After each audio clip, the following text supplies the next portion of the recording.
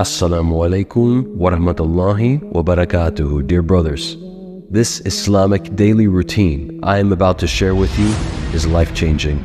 Imagine starting your day in a way that's not just about ticking off tasks, but filling your hours with real, tangible blessings, removing the mental fog, getting out more of your day out of the same time, more barakah from Allah Azza wa Jal.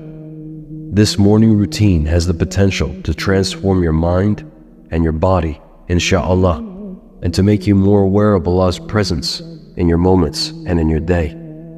It's about more than being a productivity machine. It's about operating at peak performance in your mental, emotional, and spiritual life. But I have to warn you, this routine only works if you have the bravery and courage to commit to it and to be present while you do it. Do not skip.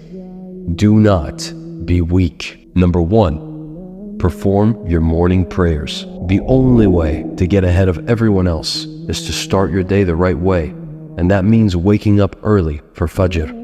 It is the first victory of the day. Have a firm and resolute intention to wake up every day for Fajr. Not to mention, it is a major sin to sleep through Fajr. Rather than that, build your sense of purpose. Wake up early, face the day, and bring yourself closer to Allah. Don't be like those who are afraid to wake up early, attached to their warm, comfortable beds. Many of them are even weightlifters and athletes who lift heavy weights and in the morning are too weak to lift a blanket off of themselves. This is the wrong mentality. You should get comfortable with being uncomfortable. Roughen and toughen yourselves. As Amirul Mu'mineen Umar radiyallahu anhum said. Now, let's not forget about the tahajjud, the night prayer. Though not obligatory, praying tahajjud bears significant weight in Islam. This is the time when you seek closeness to Allah during the last third of the night, a moment when the world is silent and your heart can speak more clearly. The Prophet Muhammad ﷺ encouraged this practice as mentioned in the hadith. The best prayer after the obligatory prayers is the night prayer. Sahih Muslim. Subhanallah. Think of the last third of the night as the time when Allah opens His palace for you.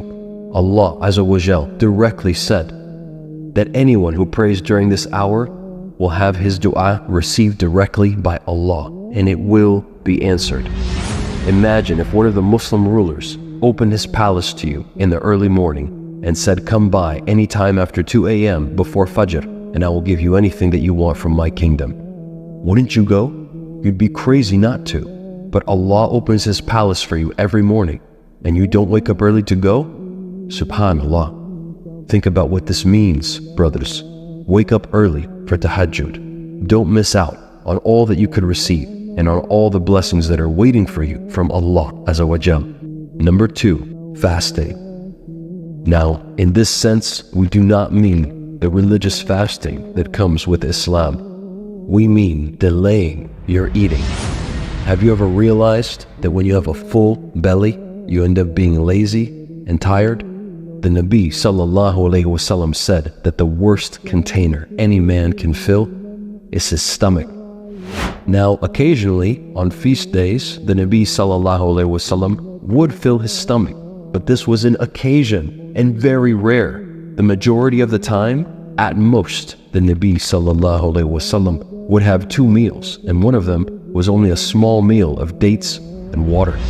You need to learn to use your hunger and leverage it to your advantage. This will teach you how to be disciplined. It will teach you to be self-controlled. And it will help you to forge your mindset and force you to achieve your goals. Now, do not misunderstand.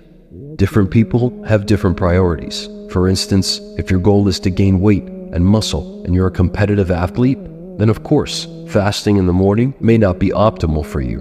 But if you want mental clarity, if you want to forge a strong and resilient mind, and if you're a normal person and not a competitive muscle-building athlete, then I would advise you to fast until you deserve to eat.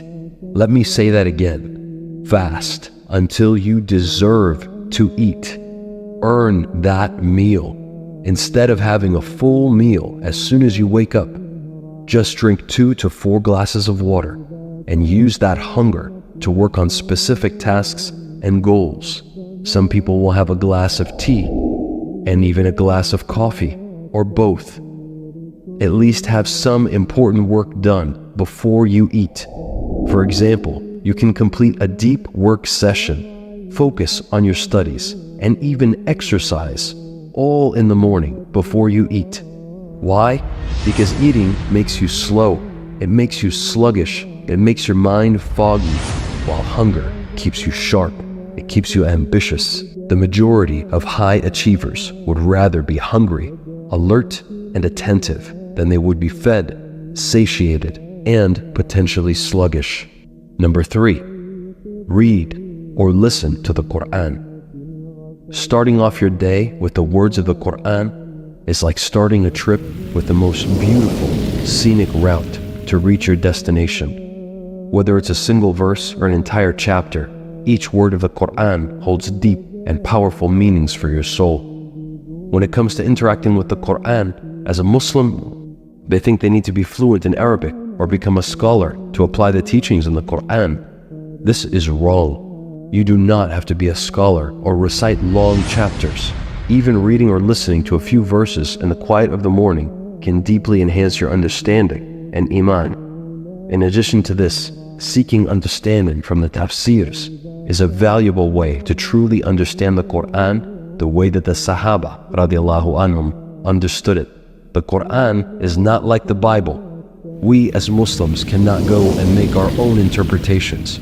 Rather, these have very specific meanings that have been understood by the Sahaba and handed down over generations, and it is up to us to find out and understand what they mean. Look into a tafsir and understand your Quran to get the most benefit out of it, and do not follow the way of misguidance by trying to make up your own meanings and understandings. Number 4, seek knowledge. The Prophet Muhammad ﷺ said, seeking knowledge is an obligation upon every Muslim. Ibn Majah. This is not just knowledge of the dunya. The Nabi ﷺ is most widely believed and understood by the people of knowledge to have meant religious knowledge. All of the Islamic sciences are interconnected and beautifully interlinked with one another. Study any one of them, but first and primarily begin with Aqeedah and Tawheed, because these are the pillars of Islam, and without these, you will be lost. Remember, it's important to learn things that are good and helpful, and this also includes knowledge of the dunya. You should not only lose yourself in books, but rather bring yourself closer to the people around you, become a better person, become more capable, and also bring yourself closer to Allah. Planting these seeds of knowledge in your mind is like planting beautiful flowers and fruitful trees in your garden. If you want to surround yourself with Muslims that seek knowledge and self-improvement like you can join our Patreon and Discord server with over 2,000 members and growing each day. Link in the description. Number 5, physical exercise. Did you know that the Prophet Muhammad ﷺ said that the strong believer is more beloved to Allah than the weak believer? He encouraged us to be strong and active, to wrestle, to ride horses, to know how to fight, to use archery, to run and swim.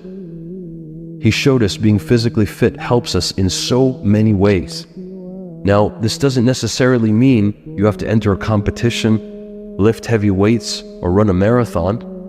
It's about doing simple things that can make a difference, especially when you're starting out. Think of your body as a vehicle, like a car that you drive every day. For the car to run smoothly and take you places, you need to take good care of it, right? Well, the same goes for your body. Taking care of it and keeping your blood flowing is not just good for you. It's part of what Islam teaches us. Know this. Taking care of your body is not just about looking good or being fit. It's about being capable. It's about being ready to protect yourself, your wife, your kids, your family. If an emergency comes, are you ready to answer the call? It's about respecting the amana that Allah has given you, whether it's stretching, walking, calisthenics, weightlifting, high-intensity interval training, or any other exercise. Find what you enjoy and make it a part of your morning routine, and then add on to it little by little, increasing your fitness and decreasing your laziness and your weakness. Number 6, eat a nutritious meal. The Prophet Muhammad ﷺ taught us to eat in moderation and to choose foods that are good for us and halal. You'll need to fuel your body and mind with a nutritious meal once you break your fasting. In the previous step, we compared the human body to a vehicle, where physical exercise is a way to take care of your body, just as a vehicle needs maintenance to run smoothly. Now, with this example in mind, let's talk about the first meal of the day, which is like the fuel you put in the car. If the fuel is good, the car runs smoothly, does it not? In the same way, our body and mind are directly linked.